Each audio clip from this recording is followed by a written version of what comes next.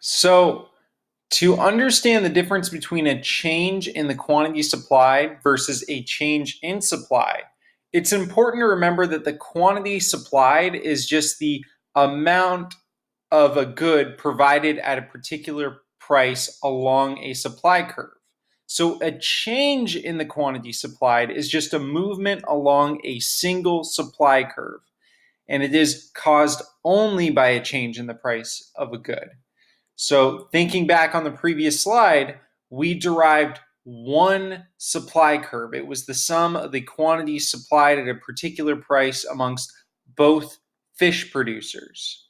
Now, a change in the quantity supply is only a movement along that curve. As you recall, going as the price of salmon decreased, the quantity supplied of salmon decreased as well.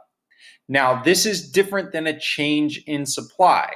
A change in supply is a shift in the entire supply curve. It will either go to the left or the right, and it's caused by a change in a non-price factor. So something else has to change besides the price.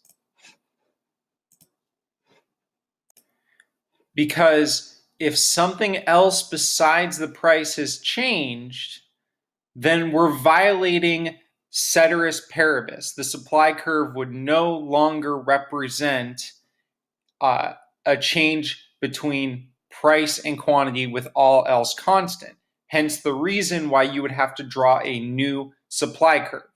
So again, to summarize, a change in quantity supplied means that ceteris paribus is holding. Everything about the good, say salmon, it's still fresh, it's still 5 ounces in a pack, or I guess a pound, but the price has changed. A change in supply means something else has changed. People's taste for salmon, the freshness of salmon, and therefore that's no longer fitting in this idea of all else held constant, which means we have to shift the supply curve, or there has to be a change in supply.